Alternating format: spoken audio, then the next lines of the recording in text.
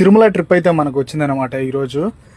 ఏం లేదు, టోల్గేట్ దాటాము. మనం కస్టమర్లు ఫోటో తీసుకుంటాం అంటే మనం కూడా ఒక క్లిప్ తీసుకొని బయలుదేరాము. ఇక్కడ కొంచెం ముందుకెళ్తానే మనకి లెఫ్ట్ సైడ్లో గణపతి టెంపుల్ ఉంటుంది, చాలా బాగుంటుంది అక్కడ. ఫస్ట్ అయితే అక్కడ దర్శనం చేసుకోండి, తర్వాతే రండి. ఘాట్ రోడ్ ఎక్కుతూ ఉంటే మామ ఆ ఫీలింగ్ ఉంటుంది వేరే లెవెల్. నేనైతే ఘాట్ రోడ్ అంతా దాటుకొని చెక్ పాయింట్ దగ్గరికి వచ్చేసాను. ట్రాఫిక్ అయితే మామూలుగా లేదు ఈరోజు. చెక్ పాయింట్లో మన బండిని అయితే స్కాన్ చేస్తారు. ఎలా అంటే ఇప్పుడు చూస్తారు, మీరు చూడండి ఒకసారి. ఈ బస్సు వెనకాల మనం వెళ్తున్నాం కదా, మనల్ని అయితే చెక్ చేస్తారు. ఈరోజు ఎందుకో స్కాన్ చేయలేదు.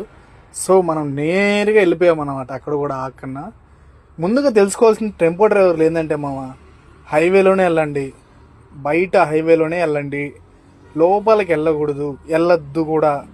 ఇక్కడే అనమాట. ఇక్కడ నుంచి కొంచెం ముందుకు వెళ్ళిపోతాం. రాంబగిజా రూట్ ఇది.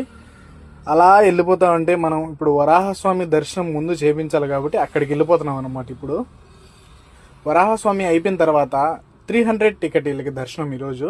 అది చేపించేసి తర్వాత కిందికి దింపేస్తాం మామ.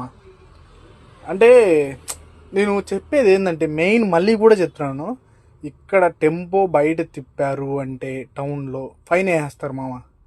జాగ్రత్తగా ఉండండి, చాకచక్యంగా ఉండండి, పార్కింగ్ కూడా చూసి చేసుకోండి. తిరుమల అంతే, అక్కడ రూల్స్ చాలా అంటే చాలా స్ట్రిక్ట్గా ఉంటాయి అన్నమాట. ఇక్కడైతే మనం తిప్పుడికి ఒక ఆంటీ అయితే భయపడిపోయింది.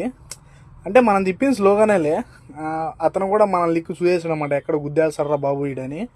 అవన్నీ చూసుకొని మామ నేనైతే వరాహస్వామి పార్కింగ్కి వచ్చేసాను అనమాట. నెక్స్ట్ వీడియోలో అయితే తప్పక కలుద్దాం మామ. మన జర్నీ ఇంకా మామూలుగా ఉండదు.